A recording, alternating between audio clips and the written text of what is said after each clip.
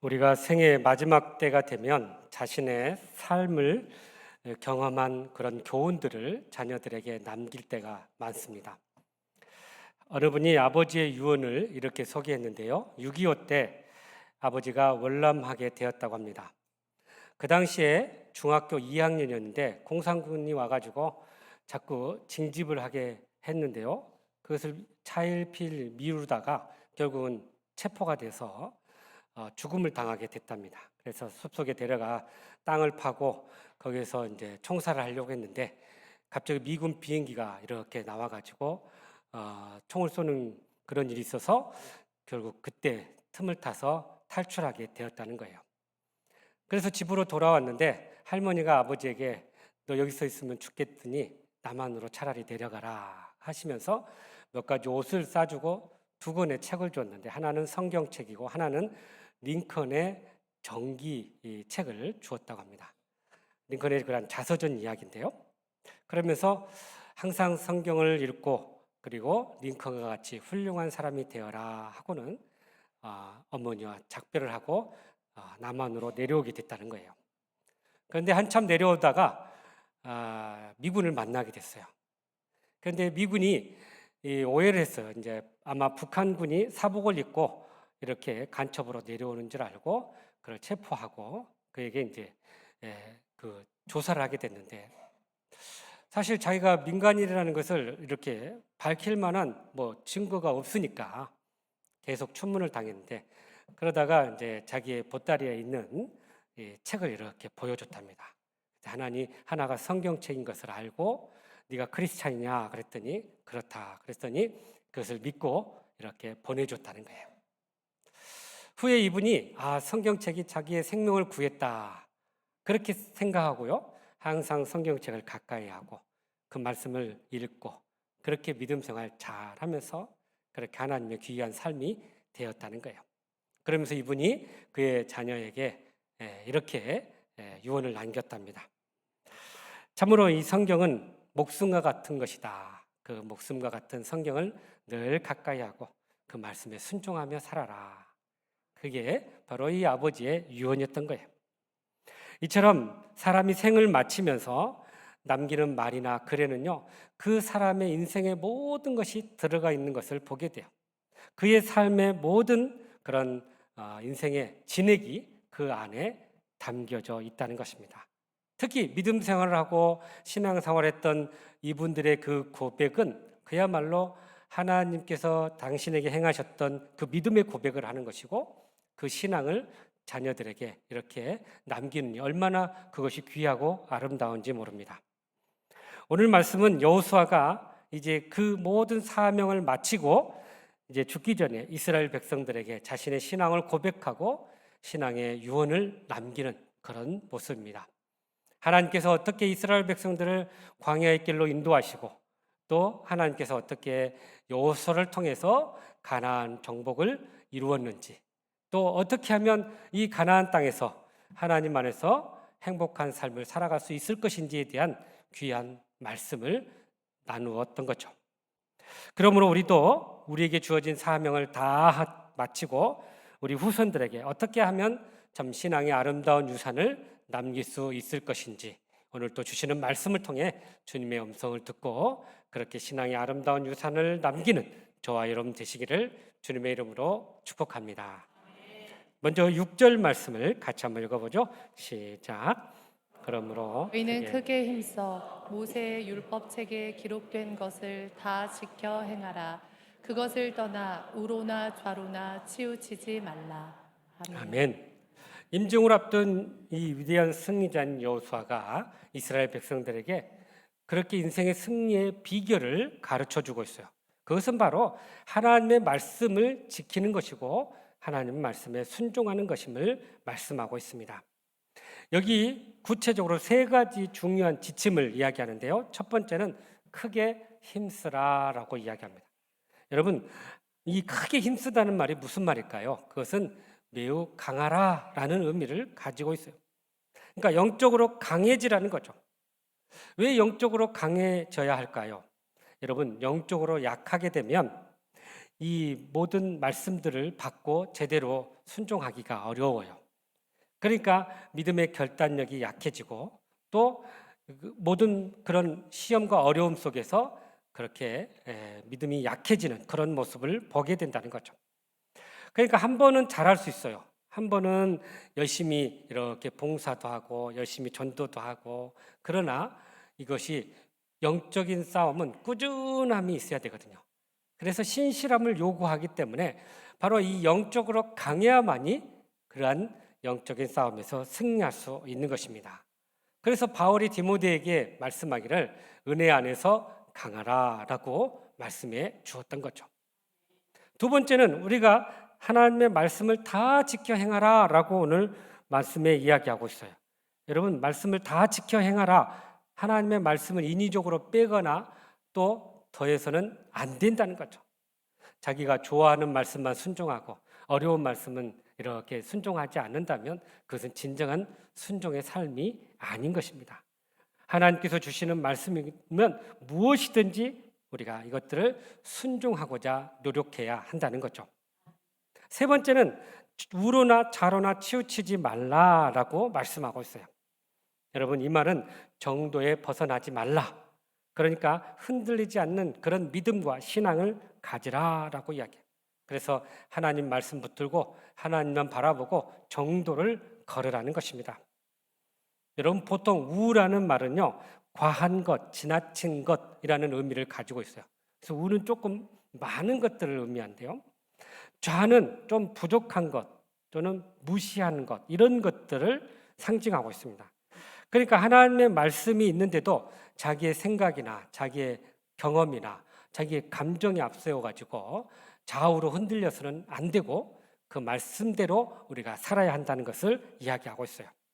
특별히 하나님께서 주신 말씀을 문자적으로나 어느 율법적으로 하는 것도 경계해야 될 뿐만 아니라 너무 세속적이고 인본주의적인 해석도 우리는 거부해야 한다는 것입니다.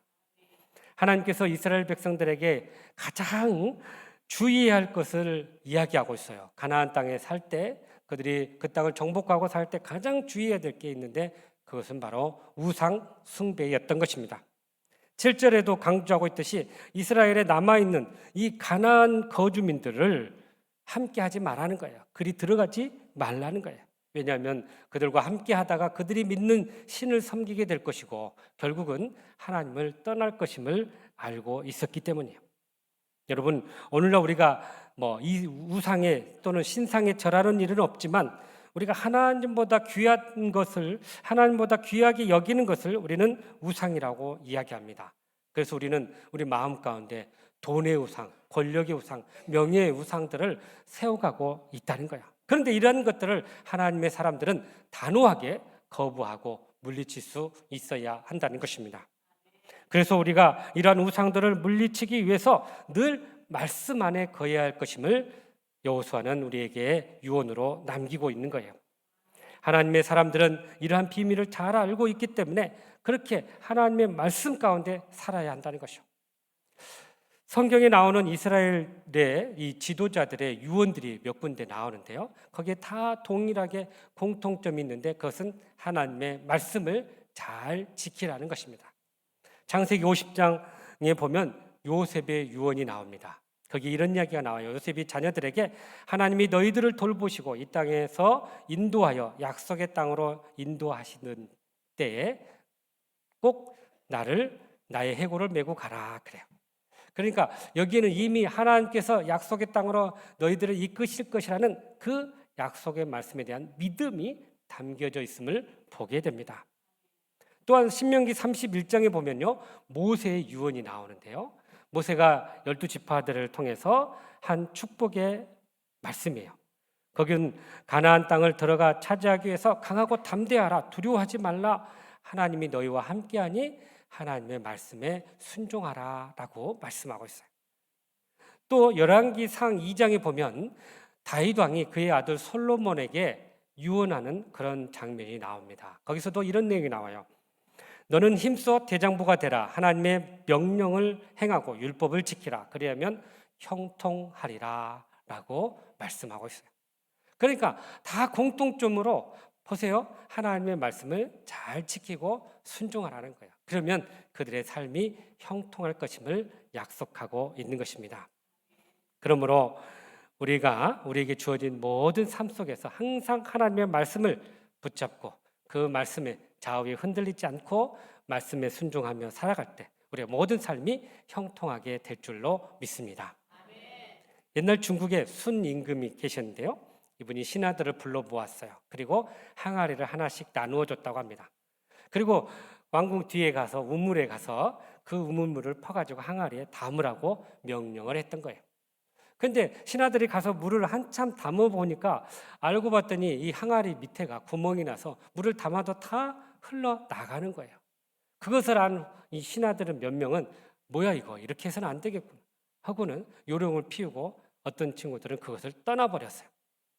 그런데 한 우직한 신하는 그것을 알았음에도 불구하고 끊임없이 우물을 퍼가지고 이렇게 항아리에 담았던 거예요. 우물을 다 물을 퍼내니까요. 우물 바닥이 드러났는데 놀랍게 거기에 이 황금 덩어리가 하나가 나온 거예요. 얼마나 놀라서 그래서 그 황금 덩어리를 들고 왕에게 찾아갔어요. 그 왕에게 보고를 한 거죠. 제가 이렇게 물을 파다가 보니까 거기에 이 황금 덩어리가 나왔습니다.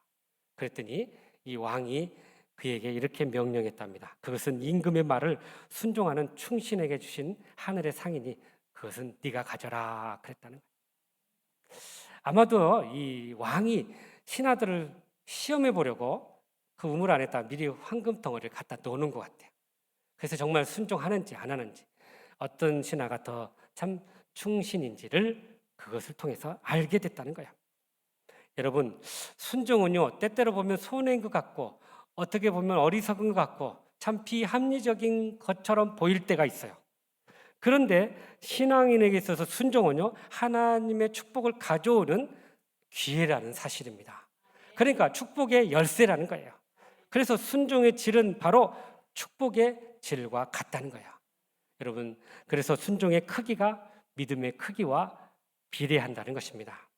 그래서 이 계시록 1장 3절에 이렇게 말씀하시네요. 시작. 이 예언의 말씀을 읽는 자와 듣는 자와 그 가운데 기록되는 것을 지키는 자는 복이 있나니 때가 가까웁니다. 아멘. 하나님의 말씀을 읽는 자와 듣는 자 그리고 그것을 지키는 자가 복이 있다라고 말씀하고 있어요. 그러므로 하나님의 말씀에 순종함으로 그 복을 경험하고 그 복의 놀라운 축복을 이 후손들에게 남기는 그런 복된 삶을 살아갈 수 있기를 간절히 바랍니다. 계속해서 8절 말씀 읽어볼까요? 시작. 오직 너희의 하나님 여호와께 가까이 하기를 오늘까지 행한 것 같이 하라. 아멘. 자, 여기 가까이 하다라는 말이 나오는데요. 언어로 보니까 친근하다 또는 밀착하다 그런 의미를 가지고 있어요. 그러니까 하나님을 가까이 친밀하게 밀착하면서 살아라는 거예요. 그러니까 여호수아의 두 번째 유언이죠. 첫 번째는 말씀에 순종하라. 두 번째는 여호와를 늘 가까이 하라. 친밀하게 살아라는 거예요. 인생의 성공의 성포가 바로 여기 있다는 거예요. 우리가 누구와 가까이 있느냐, 누구와 함께 하느냐가 너무나도 중요하다는 것입니다. 그래서 하나님과 가까이 할 때 하나님의 그 은혜를 우리가 누리게 된다는 거죠.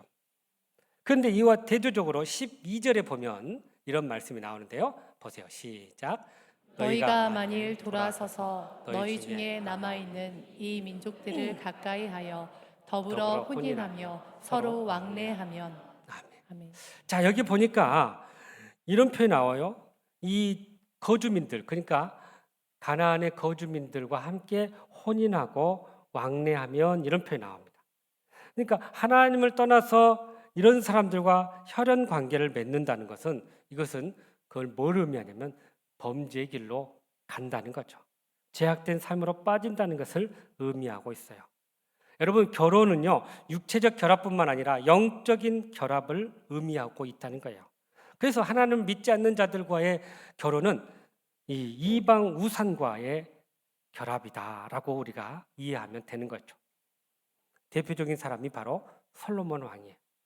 솔로몬 왕이 왕권을 강화하고 또 주변 나라와 화평하기 위해서 조약을 맺으면서 했던 것이 바로 그 나라의 공주들과 정략 결혼을 했던 거예요. 근데 이들이 이렇게 들어오면서 본인만 온 게 아니라 하인들도 들어오고 그들이 믿는 우상 신들까지 같이 들어오게 된 거예요. 그러니 이들과 함께 접촉했던 사람들이 그러한 우상을 섬기게 되고 하나님을 떠나게 되었던 것입니다.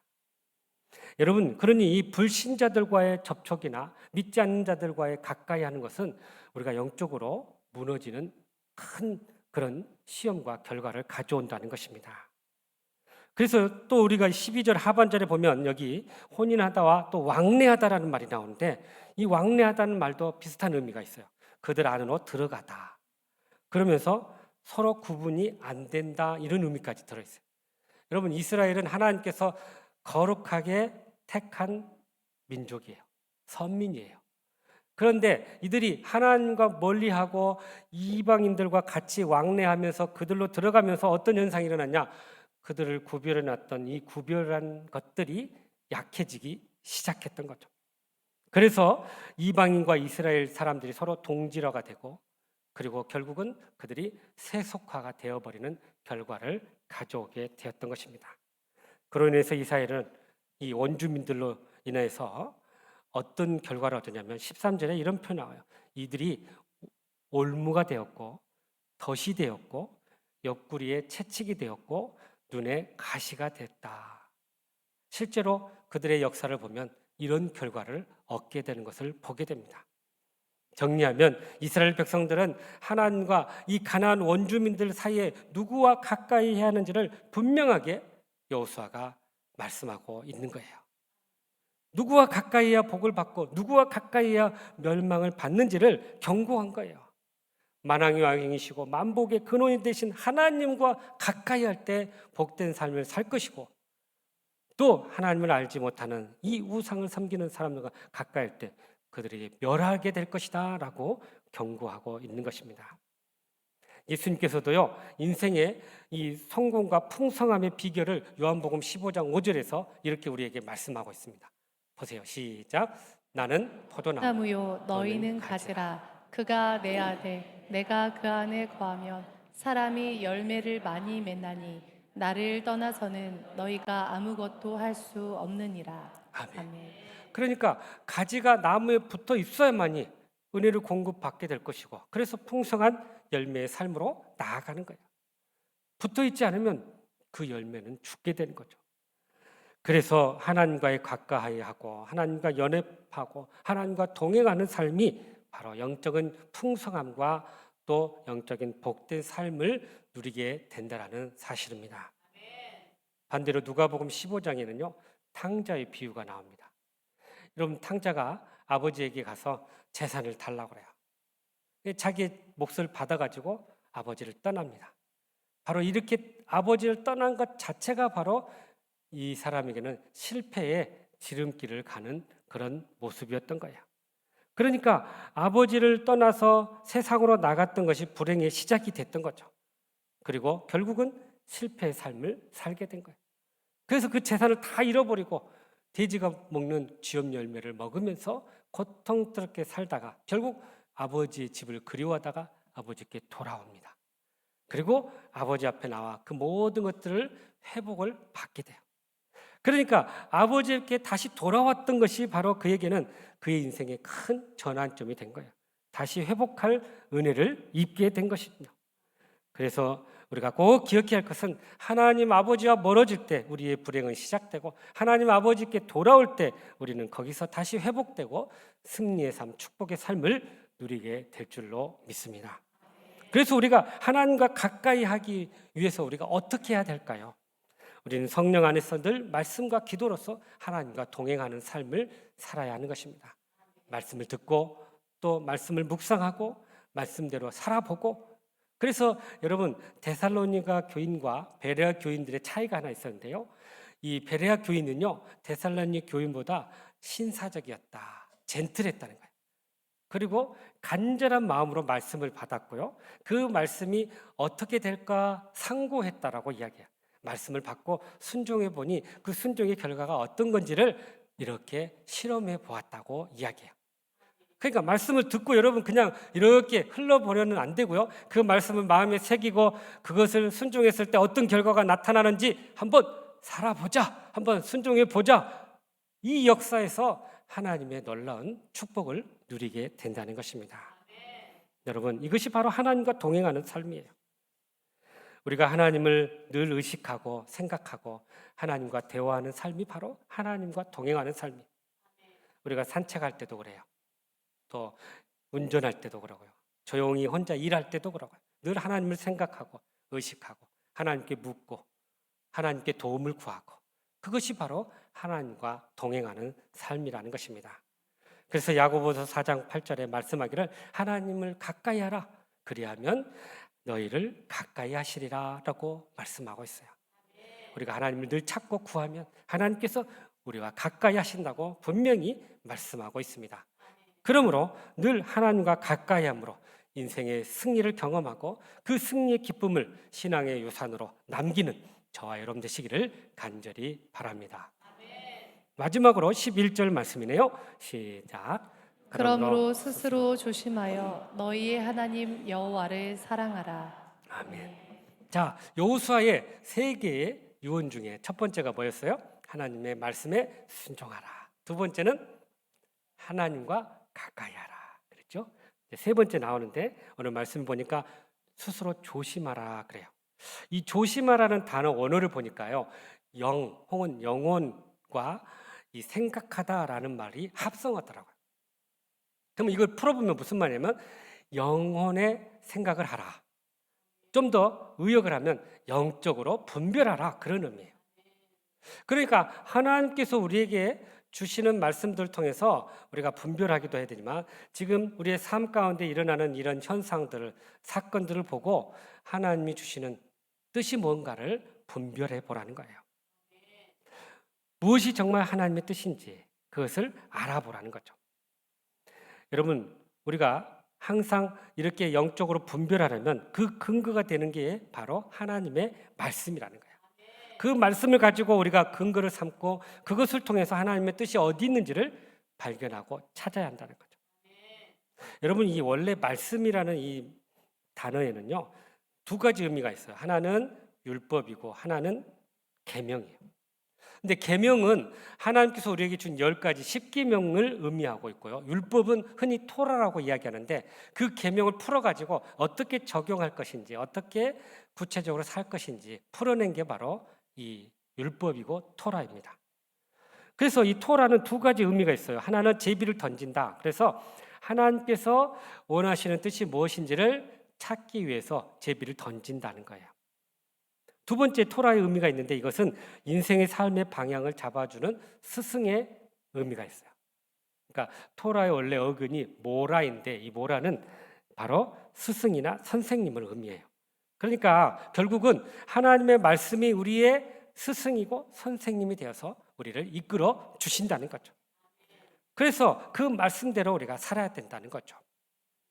그것이 바로 우리가 하나님의 말씀을 영적으로 분별하는 가장 중요한 근간이 된다는 것입니다. 그래서 여호수아는 한평생 그 하나님의 말씀을 붙잡고 그 말씀이 하시는 대로 하나님의 뜻을 깨닫고 그 말씀대로 행했을 때 그의 삶이 승리의 삶을 살았고요. 결국은 하나님의 뜻을 이루는 복된 인생이 되었던 것입니다. 여러분, 우리가 하나님의 말씀을 이렇게 대하고 살아갈 때 때때로 말씀대로 살면은 복이 있지만 근데 그 말씀을 우리가 제대로 깨닫지 못하고 분별하지 못하며 살아갈 때가 참 많습니다. 그러다 보면 참 하나님의 뜻을 곡해하고 자기의 유익에 맞게 자기의 뜻에 맞게 해석할 때가 참 많아요. 그래서 이것을 우리가 참 주의해야 한다는 것입니다. 그래서 철저히 하나님의 뜻을 구해야 한다는 거죠. 두 번째로 이 11절 하반절에 뭐라고 나오냐면 하나님을 사랑하라라고 이야기합니다. 그러니까 영적으로 분별할 뿐만 아니라 하나님을 사랑하라. 여러분, 이 사랑한다는 말의 원래 의미를 보니까 찰싹 달라붙는다, 열망한다, 또는 친근하다 이런 의미를 가지고 있어요. 우리가 이 하나님을 사랑한다는 것뿐만 아니라 누군가를 사랑할 때 사실 그런 마음을 갖죠. 늘 보고 싶어하고 가까이 하고 싶고 또 좋은 것을 나누어 주고 싶고 또 그가 기뻐하는 일을 하고 싶은 게 바로 그런 의미가 이 사랑하다 안에 다 담겨져 있어요. 여러분, 우리나라는 이 단어를 사랑하다 하나를 쓰지만 영어는 이 사랑하다는 말을 love라고도 하고 like라고도 써요. 그런데 이 헬라어에서는요, 사랑하다는 말을 좀 더 세밀하게 나눠놨어요. 인간의 남녀 간의 사랑을 에로스라고 그러죠. 그리고 또 형제 간의, 또 스승 간의 이런 사랑을 또 필레오라고 합니다. 그런데 이 무조건적인 또 희생적인 사랑이 있는데 그것을 바로 아가페라고 하죠. 그래서 하나님께서 우리에게 주신 이 아가페의 사랑을 우리가 경험하고 그 은혜 가운데 거할 때 우리가 하나님을 사랑하게 되는 거예요. 사실 우리가 먼저 하나님을 사랑할 수가 없어요. 왜냐하면 우리가 죄인된 본성을 갖고 있기 때문에 하나님 앞에 먼저 나아갈 수가 없어요. 하나님의 사랑을 먼저 입어보고 경험한 자가 그 하나님을 사랑하게 된다는 것입니다. 그래서 하나님의 사랑의 그 속성을 우리가 잘 이해하고 그 하나님의 사랑 안에 거할 때 우리는 하나님을 위해서 헌신하게 되고 또 우리의 모든 것들을 하나님 앞에 드리게 된다는 사실입니다. 시편 91편 14절에 이렇게 말씀하시네요. 한번 보세요. 시작. 하나님이 님이 이르시되 그가 나를 사랑한즉 내가 그를 건지리라. 그가 내 이름을 안즉 내가 그를 높이리라. 아멘. 그래서 하나님께서 우리를 사랑하시고 우리가 하나님을 사랑할 때 하나님께서 우리를 높여주신다. 하나님 우리를 기뻐 받으신다는 것입니다. 한 사람이 비행기 사고로 추락 사고로 생명은 구했지만 하반신 마비가 오게 됐다고 합니다. 그런데 그분이 신실한 믿음의 사람이었어요. 그래서 이 불행한 사고에도 조금도 실망하거나 위축하지 않고 오히려 믿음의 힘으로 그 고난을 이겨내게 되었다고 합니다. 그래서 이후에 그가 고난을 이기면서 사람들에게 소망을 주는 그런 연설가가 됐다고 해요. 그래서 사람들에게 막 그런 장애인이나 어려움을 겪은 사람들에게 가서 자신의 모습을 보여주면서 나도 이렇게 사니 너희들도 힘을 내라. 그래서요 그렇게 사람들에게 힘을 주고 또 공부를 해가지고 학위도 얻고 결혼도 하고 그래서 백만장자가 됐다고 합니다. 이분이 결국 이제 많은 청소년들 앞에서 간증을 하는데 이런 이야기를 합니다. 나는 1000가지 일을 할 수가 있었는데 나에게 불행이 닥쳐서 500가지 일을 잃어버렸다. 그러나 나는 남은 이 500가지를 가지고 슬픔에 살지 않고 희망을 가지고 도전했더니 하나님께서 나를 이렇게 높여주셨다. 하나님이 나를 정말 사랑하시는 것을 내가 알았고 그 사랑에 힘입어서 나는 이 어려운 고난을 이겨낼 수 있었다. 여러분들도 그 고난을 이겨내길 바랍니다 하고 위로해 줬던 거예요. 여러분, 그러니까 우리가 잃어버린 500가지를 가지고 슬퍼하고 절망하기보다는 남은 500가지를 가지고 어떻게 하면 하나님의 나라를 위해서 하나님의 영광을 위해서 살아갈까? 그렇게 우리가 애쓰고 힘쓸 때 거기에 놀라운 하나님의 축복이 임하게 될 줄로 믿습니다. 그렇습니다. 우리가 하나님의 사랑을 믿고 또 하나님의 사랑의 힘으로 우리가 모든 일을 이겨낸다면 우리는 능히 승리하게 될 줄로 믿습니다. 사랑하는 성도 여러분, 위대하고 아름다운 신앙의 유산을 남기기를 원하십니까? 그렇다면 오늘 주신 말씀처럼 먼저 순종의 복을 경험하고 그 순종의 복을 후손들에게 신앙의 유산으로 남길 수 있기를 간절히 바랍니다. 또한 늘 하나님을 가까이 하고 또 그 하나님을 가까이 함으로 주어지는 그 인생의 축복과 승리를 경험하고 그것을 신앙의 유산으로 남길 수 있기를 간절히 바랍니다. 나아가서 하나님을 전심으로 사랑하고 그 사랑의 힘을 얻어서 그 축복을 누림으로 또 신앙의 유산을 남길 수 있기를 간절히 바랍니다. 그래서 우리 모두는 하나님 주신 사명을 이룰 뿐만 아니라 아름다운 신앙의 유산을 남기고 그렇게 아름다운 신앙의 거장으로서 온전히 살아가는 저와 여러분 되시기를 주님의 이름으로 축복합니다. 기도하겠습니다. 사랑과 은혜가 풍성하신 하나님, 오늘도 참 우리에게 주신 그 사명을 잘 감당하고 그 아름다운 신앙의 유산을 우리 자녀 후손들에게 아름답게 남기는 저희 모두가 되게 하여 주시옵소서. 예수님의 이름으로 기도하옵나이다. 아멘.